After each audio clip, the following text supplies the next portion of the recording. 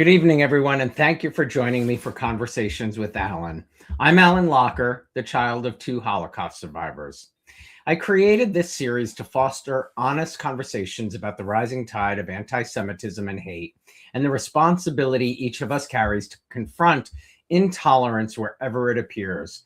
These discussions are meant to challenge us, broaden our understanding, and remind us that silence is never an option. Tonight's conversation speaks directly to that mission. We are focusing on a community where belonging is often complicated. LGBTQ plus individuals who wish to live fully and authentically within Orthodox Jewish life. For many, this is a space filled with tension, isolation, and questions about identity, faith, and home. Our guest this evening is Ely Winkler, who has lived that complexity. As the son of a modern Orthodox rabbi, Ely grew up deeply rooted in Jewish tradition. When he came out during his years at Yeshiva University, it meant navigating a path that few before him had walked openly. Today, through his work with Eshel, an organization dedicated to building LGBTQ plus inclusive Orthodox Jewish communities, Ely is helping transform those spaces from within. Eshel supports individuals and families, partners with rabbis and community leaders, and works to ensure that no one is forced to choose between their faith and their identity. I'm grateful to have him here tonight to share his personal journey and the important work Eshel is doing to build understanding, inclusion, and hope. Please welcome Ely Winkler to Conversations with Alan. Hey, Ely. Hi, Alan. Thank you so much for having me on. You are so welcome. Thanks for being here. As we discussed backstage, we are both Jersey boys. You grew up in Fort Lee, the son of a rabbi who led the community for decades. What was home like growing up, and what impressions did that early Orthodox Jewish environment leave on you? Home life in a rabbi's home is first and foremost very intense. And it took me a few years to appreciate it, but intense in a very, very beautiful way. Our home was constantly filled with visitors and guests, traditions and Shabbat meals and holiday parties, warm food and tons of family and song. It kept me deeply rooted on a daily, weekly, Shabbat, monthly basis in the traditions of my forefathers and foremothers, and in the traditions of the Jewish Torah that really kept me rooted in strong values my whole life. I love that. For viewers who may not be familiar with the term Orthodox, can you share what Orthodox Judaism means to you in terms of practice, community, and the values that you were raised with? Absolutely. As we know, Judaism as a whole is just about 2% now, I think, a little bit more than 2% of the US population. And Orthodox Judaism is a percentage of that, a tiny percentage of that. So we're really dealing with a small population. And the home I grew up in is what is commonly referred to as Modern Orthodox. So we will observe the strict laws of Shabbat, such as not using electricity and going to synagogue, and we will observe the laws of kosher. But we refer to ourselves as a modern Orthodox community because we will watch TV and movies and engage in the world as a whole outside of just our Jewish traditions and values. So I grew up in a modern Orthodox home in Fort Lee, New Jersey, where I was lucky enough to learn and engage with the world at large, outside of just my Jewish traditions.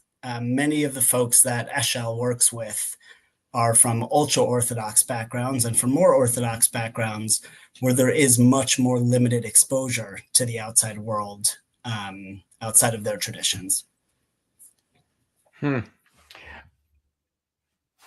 Do those communities mix? And so you grew up in a modern, and what would the other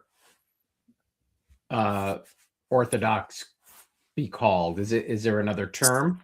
There's numerous terminologies such as Hasidic or Haredi, Chabad is a version of that ultra orthodoxy as well. Um, Like I said, I mean, the communities in general are actually fairly um, separate and don't overlap very often. Especially amongst Hasidic Jews, there are sects that really carry deep-rooted traditions over from Eastern Europe that are very different from one sect to another, even amongst the Hasidic population. and in Fort Lee, was there a modern Orthodox community, or were there multiple Orthodox communities? In Fort Lee and Bergen County, New Jersey as a whole, there's an extremely large modern Orthodox Modern, population. okay. And I was 2 towns over. I didn't fully even realize that. After leaving, I believe, Yeshiva Day School, a gap year in Israel, and then college, you said you struggled to find where you fit in within the Orthodox world.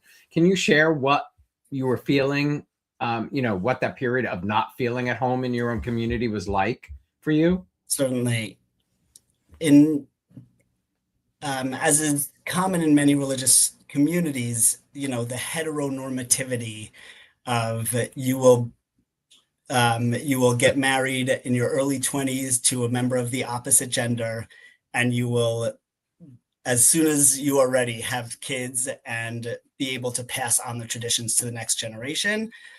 And when you deviate from that standard, you can feel quite marginalized. There's so many conversations, lectures, and even Torah study dedicated to building a family in a heteronormative framework, and what your wedding should look like and what your future should look like. And when you know that you're a little bit different, especially if you're LGBTQ, you know that those aren't going to apply to you, and it can feel quite othering. I can imagine, and scary. Yeah. Yeah. And there are certain traditions and rituals that married people will participate in and single people will not necessarily participate in. And if you get married later or you stay single for any reason, this applies to straight people as well, you can continue to feel marginalized and othered. Hmm.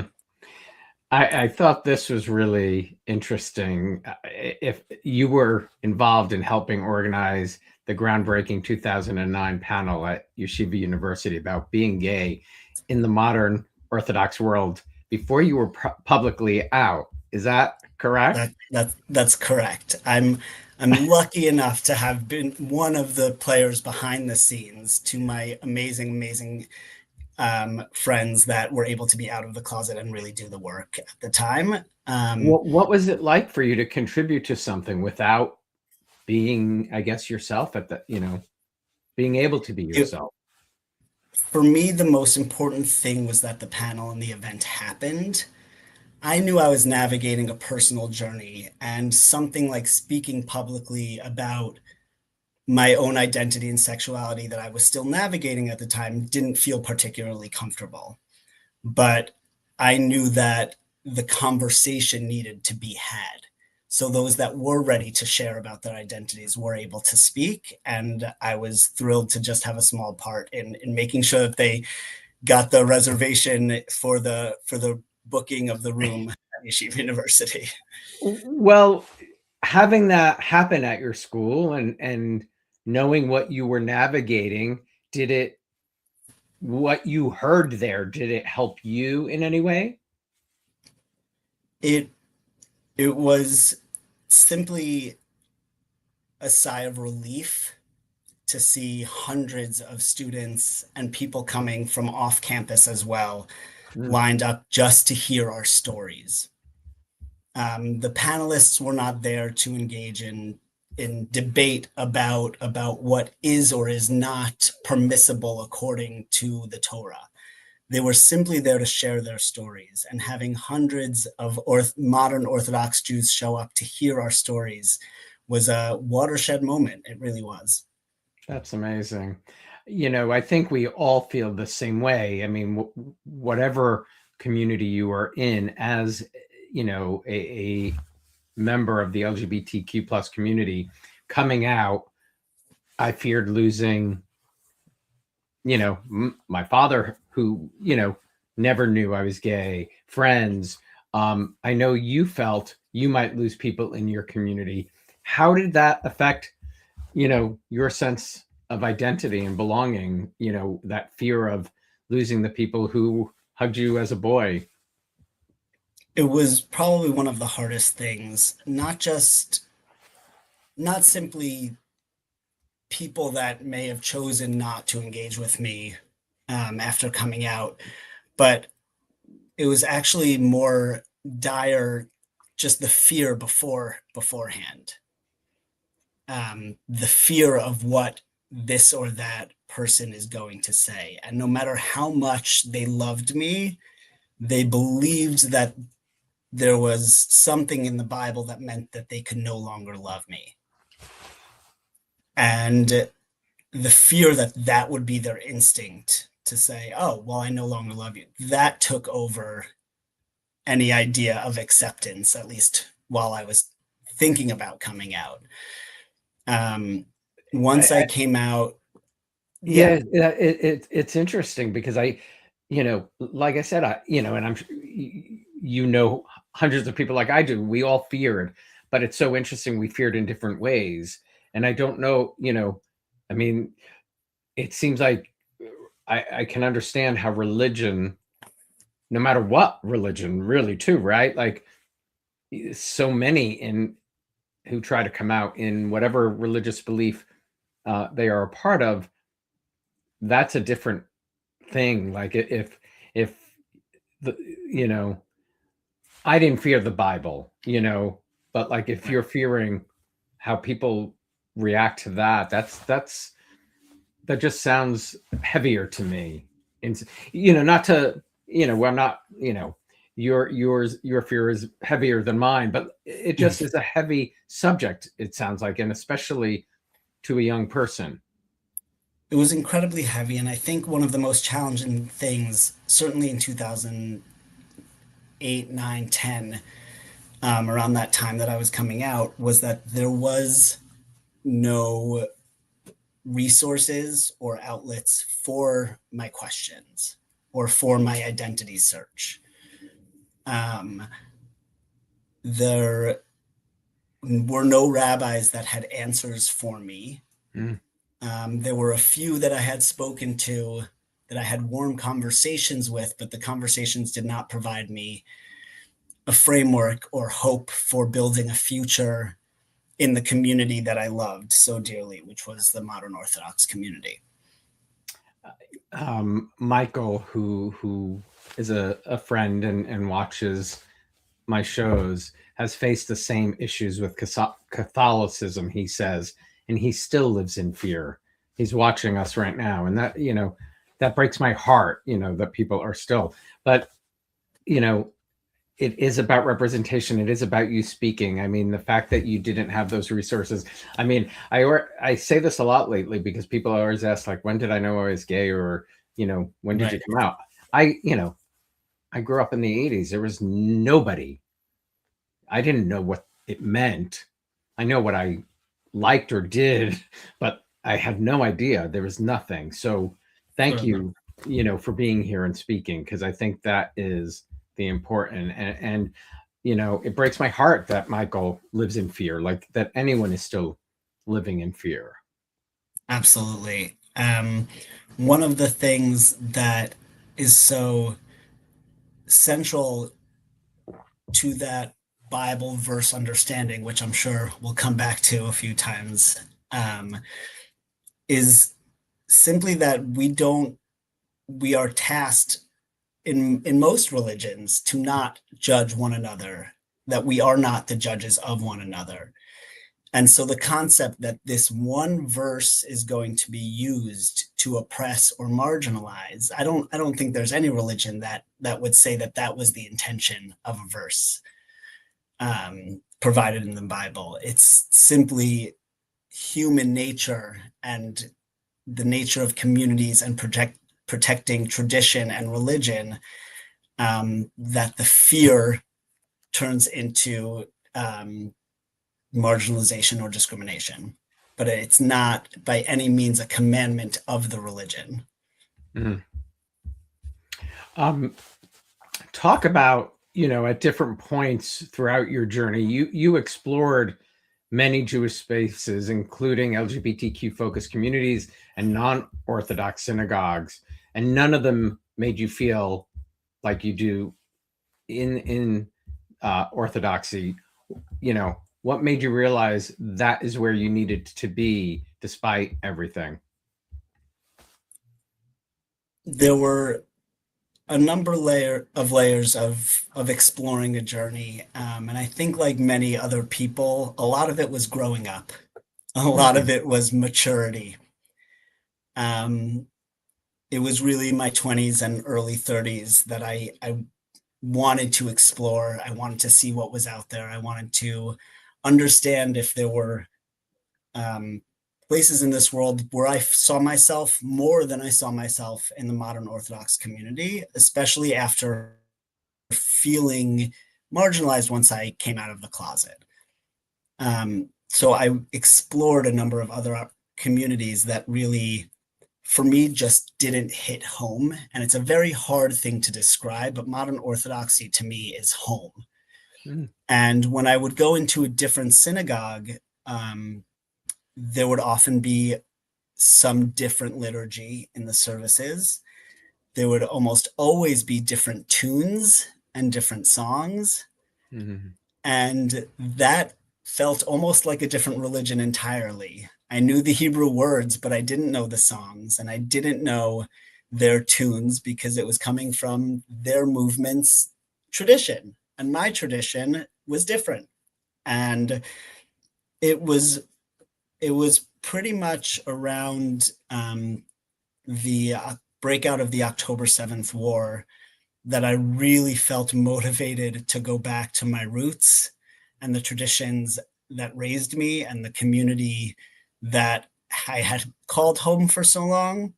And at the time, the way I framed it was, I'm going to hang up my discomfort at the door. Mm.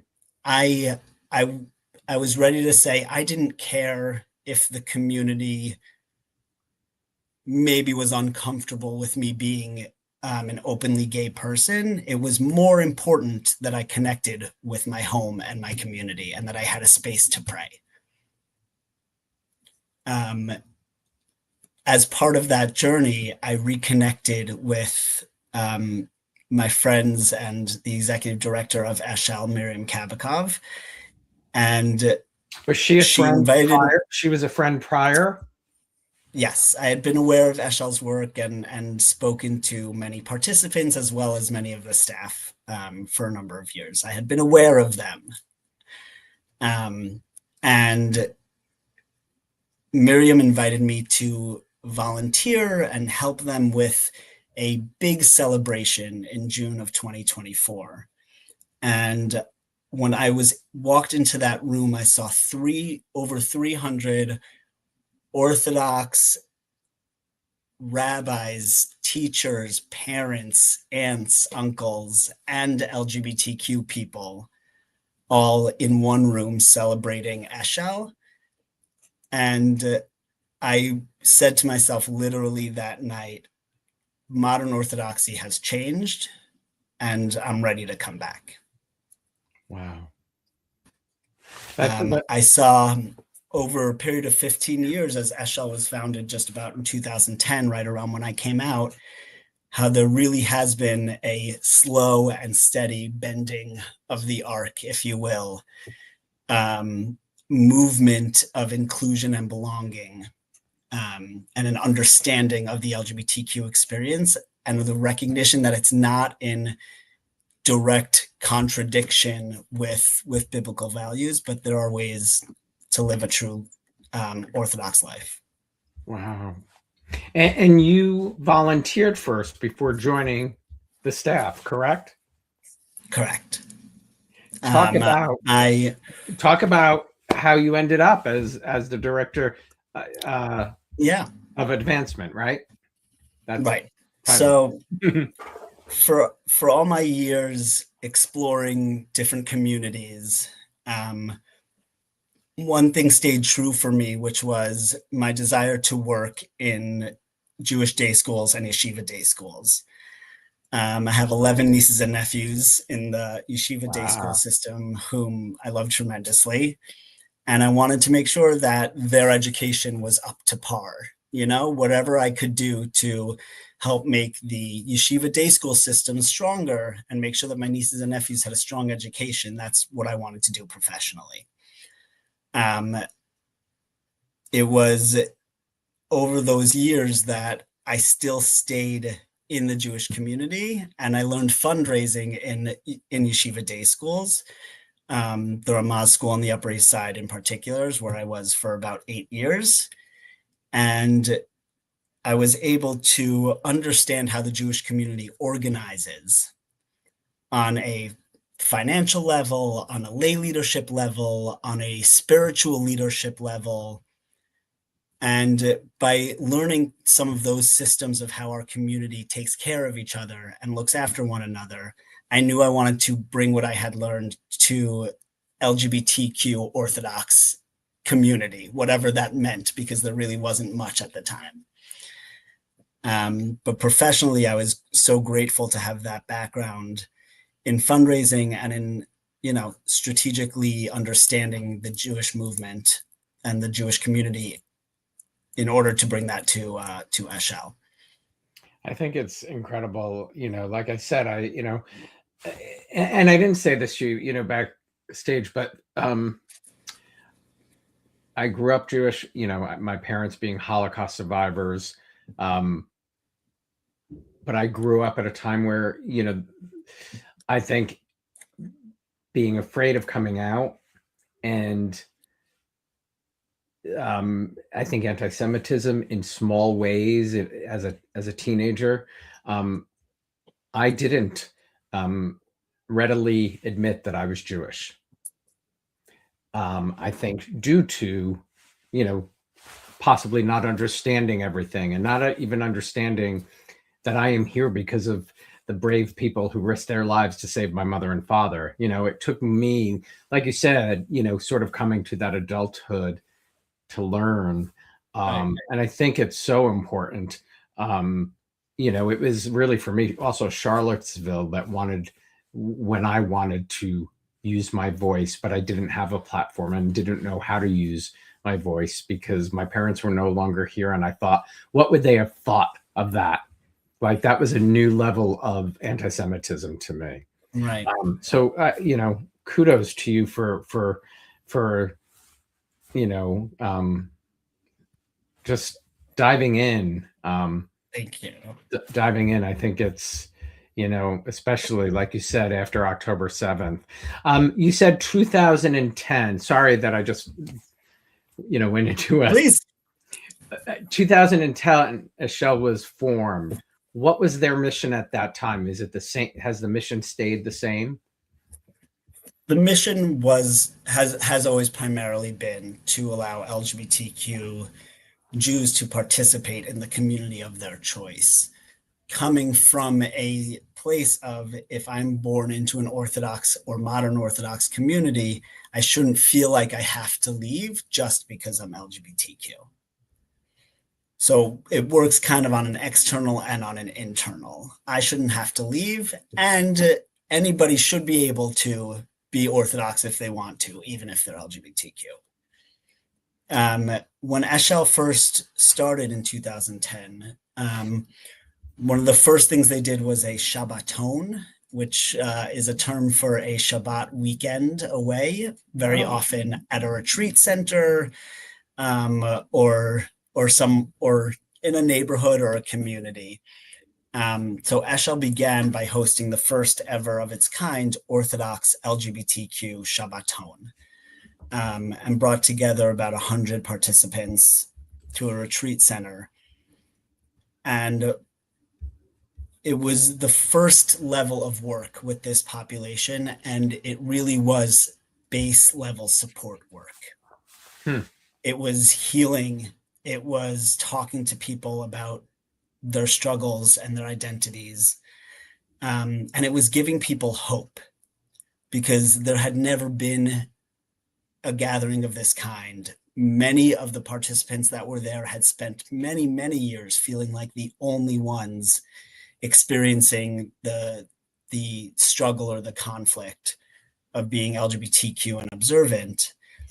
And the first thing that needed to happen was just support and a lot of healing work.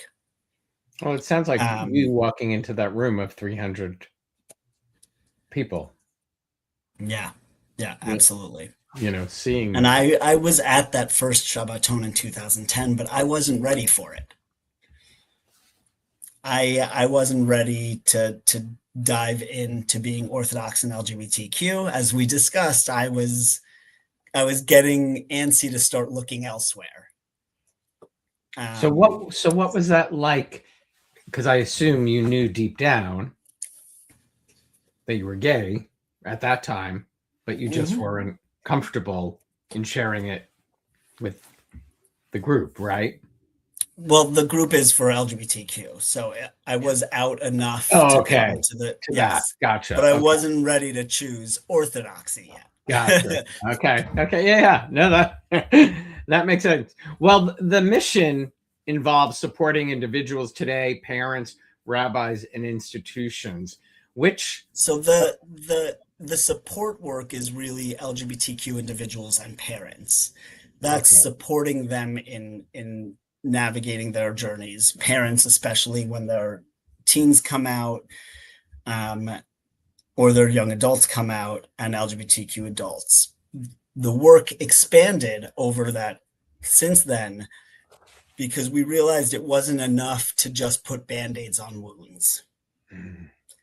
But we wanted to start addressing what was creating the wounds in the first place. We would get phone calls saying, I haven't been to a synagogue because I'm LGBTQ, but my parent just passed away. Where can I go to say the Kaddish prayer? And we began to realize that people needed more than one Shabbat or one gathering a year. They needed full communities, and that wasn't something that one nonprofit could just give them, ta-da. But through this kind of need, we developed the Welcoming Shuls project, where we began to reach out to one synagogue at a time to talk to their rabbis about whether or not the synagogue was LGBTQ friendly, whether it could be, whether the rabbi was willing to have a conversation about it. We weren't calling them to say, you must do ABC. We weren't calling them to say, to berate them or shame them, but we were calling to find out where our community members could be safe and comfortable. And 10 years later, we have connected with over 300 synagogues, Orthodox synagogues across the United States and Canada. That's incredible. Now I won't give specific numbers, but not all of those 300 are welcoming. But the point is that we've had a conversation with them, and we've started to see how that conversation really does open doors. Yeah, I mean, what a conversation that must be. I kind of would love to just hear how Eshel is articulating it, and I would love to know what the synagogue is.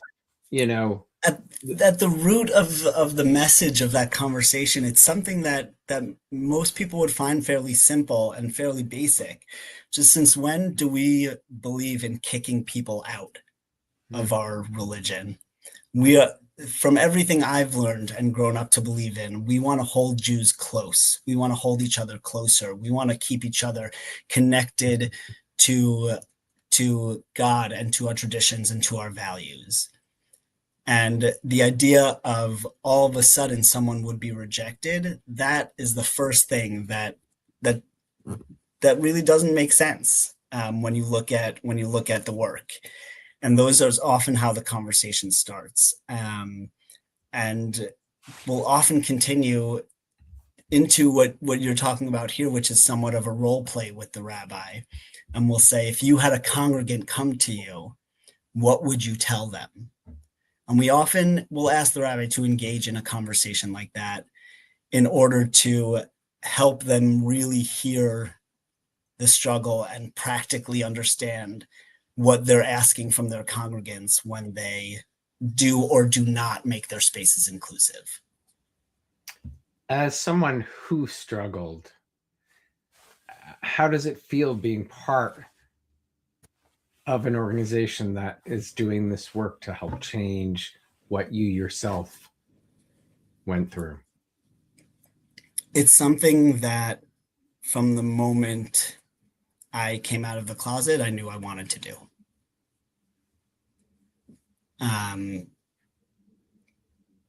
I growing up as kind of as the son of a rabbi, it wasn't enough for me to just be okay for myself, but I have an incredible community leader of a father who wanted to share his traditions and values with everyone around him.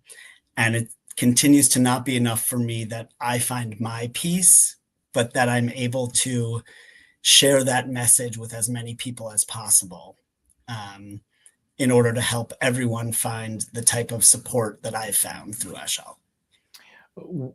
What does your family think of the work you're doing? I'm incredibly, tremendously lucky and blessed to have a very loving and supportive family. That's really, not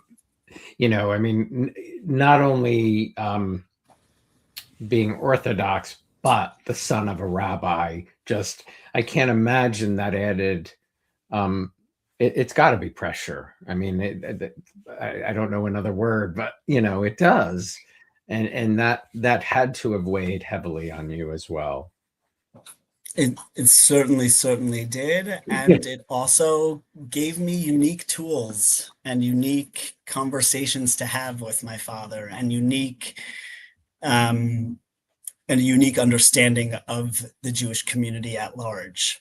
That if I didn't have that understanding, I might have walked away, and I might have seen Judaism as immovable or as a, backwards, old school, oppressive type of religion. But because I learned from my father, the rabbi, I saw the way that the Bible has so many answers and has so many beautiful lessons for all of us, even in the 21st century, that I don't know that I would have stayed or that I would be as committed today if I wasn't his son. What lessons do you think you learned from him that are helping you? I'm sure everything, but are there lessons you could particularly articulate that you think, like you remember, as a child or something? My father is incredibly passionate about the characters of the Bible, of the Old Testament. And he taught those stories at an elementary school and middle school level his whole career, as well as to a synagogue of congregants. And the way he brought out the humanity of these forefathers and foremothers and the complexities of who they were, and the humanity of who they were, as opposed to putting them on a pedestal or presenting these stories as black and white biblical mythologies, but rather diving into the humanity of the characters. That's something that really inspires me. My father is also a Jewish history buff, and we are nothing if not for what came before us. And as a Jew, as an American, on so many levels, it's so important for me to understand the world that came before us, the LGBTQ movements that came before my time, and of course, our Jewish history. I need to come to an Ely Winkler class. I need to learn more through you. I think Thank you. And it is I mean, as you October 7th changed everything. I mean, the outward anti-Semitism that we are seeing is just beyond anything, you know, Yeah. anything that There, should be happening. it was a unique time when I accepted this role at Eshel, um, because LGBTQ Jews were, to a certain extent, facing a triple threat. We were facing anti-Semitism on the rise. We were facing the continued discrimination that LGBTQ Orthodox Jews face from Orthodox people to the right of them. And we were facing, of course, the discrimination from the LGBTQ community towards towards the situation or the war in Israel. It was a really complicated conversations to have over those months with all of my friends. No matter what they believed in, every conversation was hard. How did you start those conversations? And how would you recommend somebody starting those conversations? The same way we start our advocacy work at Eshel, which is with the humanity behind it, with the human stories. My parents retired to Israel 10 years ago. Wow. And so for me, it became even more personal. Israel was always very special. I'm very lucky to have grown up visiting there many times. And once they moved there, it became particularly personal to follow the news and to follow the political landscape and to understand what they were experiencing. So to be able to speak to my friends, Jewish, non-Jewish, pro, anti, wherever they are, and start a conversation by saying, I'm really worried about my parents. That's a conversation starter. And it's not, as you and I know well, there's no competition for emotions in this world. There's no one worry or one struggle is more or worse. That there's enough room, unfortunately, for everyone to struggle in this world. But being able to start by sharing what I was experiencing, that was a very helpful tool for helping me feel seen. And in a time where people were telling me, don't, you're not safe with your LGBTQ friends, you're not safe out in the community right now. I knew that I could have conversations. And it can lead to, and it would often lead to disagreements at the end of the conversation. But the point was, it was a conversation. Right. One of the biggest things that Eshelites experienced. So actually, right after I started this work, Eshel ran a survey last fall on anti-Semitism as experienced by LGBTQ Jews since October 7th, 2023. Wow. And we discovered that over 80% of respondents, which was over 300 respondents, had experienced significant or severe discrimination online. They'd been blocked or harassed in their DMs or in comments. That was the criteria we asked. And we found that 42% of LGBTQ Jews were no longer engaging in LGBTQ spaces, or engaging but withholding parts of themselves back. Wow. So they would engage but put away their Jewish star necklace, or they would engage but not talk about their family in Israel. Not at all. I bring it out even more, and I didn't wear one for many years, but again, Right. October 7th changed a lot. Changed a lot. So and I can't imagine having,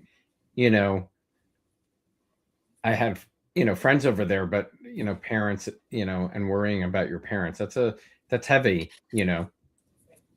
Certainly, I'm lucky enough to have been able to find my community to go back to, my synagogue to pray for peace and safety. And that's what helped carry me through, really. Michael just asked, because you were talking about the respondents to the survey. Have you personally experienced some of those comments and DMs? So I haven't personally experienced. I've chosen to not engage with much political conversation online. I've chosen not to post memes or infographics that would lead to heated DM conversations because I get anxiety about texting people the right thing. It's as Oh simple yeah, as I that. agree. Yeah. Misinformation is so prevalent, and I do want to share things, and I do share things, and then I will Right. find out, oh, that was incorrect, and I'll pull it down because I don't want to do that as well. So Right. So I was able to now, did my friends post slogans or rhetoric or takes that I vehemently disagreed with that I may consider anti-Semitic? Yeah, I saw that. I don't consider that me experiencing hate. right. I saw someone post something that I disagree with. That's different. Yeah. Yeah. I saw that as well. Princess Goose, who's watching, said, I'm Christian, but I feel for the Jewish people and all that they've suffered throughout history. I hope Ellie's parents remain safe. Thank you. You mentioned stories earlier, and sharing stories. Are there stories, not that you share someone's name or something, but a story of someone whose life or community changed because of the work that Eshel is doing that has stuck with you? Your own story sticks with you, but is there something the work Eshel is doing today that has stuck with you? It's an excellent question. There, a simple story is we have a project called the Orthodox Allies Training. So we will go to a community and invite as many friends and friends of friends as we can to a living room to have a conversation about what it would mean to be an LGBTQ ally in an Orthodox community. We were having this conversation with about 30 or 40 parents in the room. And at the end of the conversation, two different sets of parents raised their hand and said, we've never told anyone this, but our child is LGBTQ. In a room of 30 to 40 people.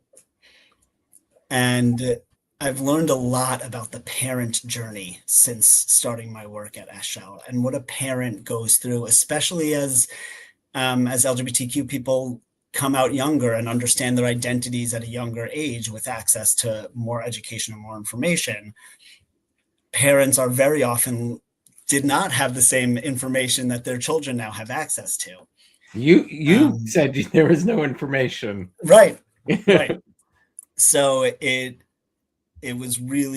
been really, really moving to be able to connect with parents in this way and to see them be able to find each other and support each other. Because we very often hear that they feel like they have their own closet, like they have their own secret, like no one in their community knows that their child is going through this. And it's something that they keep under wraps. And it's a really fascinating experience. But similar to the LGBTQ experience, we created a parent Shabbaton, a parent retreat. And we are able to bring these parents together for one weekend a year as well and really foster a community where they don't have to feel alone, regardless of what their children are going through. That's amazing. I can imagine. I mean, if an Orthodox child feels so afraid, right, to come out in his community, that a parent would feel Right. possibly even more so to share that. Right. to share that. Before I let you go, what would you say to an Ellie who's watching tonight, you know, and to parents? You know, what would your advice be, you know, who are afraid, you know, to choose between their faith and identity? My advice is you don't have to choose. It's a little bit of a superhero cliche, but it really has guided me well. There's always a third option. And for me, the only way to understand my identity as a Jewish person and as a gay person was to hold on to both of them and not choose one over the other. There are so many resources today, like Eshel, and youth organizations and other Jewish organizations that will support an LGBTQ person who needs support. But at the base level, there needs to be more understanding that there's nothing inherently anti-religious about being LGBTQ. When you go to a synagogue, even an Orthodox synagogue, the rabbi doesn't ask you at the door if you've eaten a cheeseburger that week. So too, the rabbi and no one in the congregation should be asking anyone, straight or LGBT, about what they're doing in the bedroom that week. And at a base level, there needs to be, and Eshel continues to build this, continues to move forward this shift in perception that discrimination is not in line with our Jewish values. And we have to remove that perception of discrimination and recognize the diverse complexity of every human identity. What Eshel has seen is that the more we bring LGBTQ people into Orthodox communities, the more vibrant those communities become. Of course. I now have LGBTQ friends who are in couples, are married with children in their Orthodox shul. And I know, you know, I personally will read from the Torah or lead services or give a class for my community as part of my normal routine. And that is what was missing from my life, my ability to give back to my community and be part of my community. So it really, there really is so much opportunity out there if Orthodox shuls can and will continue to open their minds and their hearts to LGBTQ people. As long as Eshel keeps knocking on their doors, they will. Yes. I want to say there's a phrase that we came up with over the last few years about our work, which is we make the case for LGBTQ inclusive orthodoxy. And making the case stands for community, advocacy, support, and education. With those four pieces of work, we have seen orthodoxy move forward. We have seen more people open their doors. We have seen more allyship, more families stay together, more committed, observant Jews, and more beauty from our communities. I mean, that's a reason to go to work right there. That's a reason Absolutely. to go to work. Any aspirations to follow in Dad's footsteps? Am I the first person to ask you that? Far from it. Yeah, I would think. There's just one Orthodox institution that, as of a year ago, will give rabbinic ordination to an LGBTQ, to an openly LGBTQ person, but that is just as of a year ago. So it hasn't really been an option for much of my life. I did not realize. Okay. Yeah, Well, so I do love learning and I do love teaching, so it's always something that I've thought about, and maybe now it's something I can think about more seriously. absolutely. The work you guys are doing will open those, hearts and minds for sure. Thank you. For sure. Ellie, thank you so much. Incredible conversation. Thank you for your openness and sharing your Of journey, because course. I really do think it helps. Of course. I really, as I said to you, even before we jumped on, the more people that know about our work, the better. It's the more people that know that if they need someone to talk to confidentially, we have confidential therapists, and we have um, a network of support groups and Zoom meetups that are all staffed. If someone needs a parent support group, we have those too. And if someone needs to talk to their rabbi or their day school, we can help them with that too. So really, really, for anyone who is thinking about it, questioning about it, doesn't understand what this might mean, that they might be LGBTQ and Orthodox, they should know that Eshel is here for them. EshelOnline.org for everybody. That's it. And the link, if it's not up, I will make sure it's up when we say goodnight. But thank you so much. Happy holidays to you. Absolutely. You too. You too. A happy Hanukkah. Happy Hanukkah. Bye-bye. Thank you. Thanks, everybody. My heartfelt thanks to Ely Winkler for spending the evening with us and for sharing his journey, truly with such honesty and courage. And again, to learn about Eshel's work in creating inclusive Orthodox communities, please visit EshelOnline.org. As we close tonight, I hope this conversation reminds us that every one of us has a role to play in building communities rooted in dignity, empathy, and belonging. Speaking up, choosing compassion, and confronting hate, even when it's difficult, is how real change begins.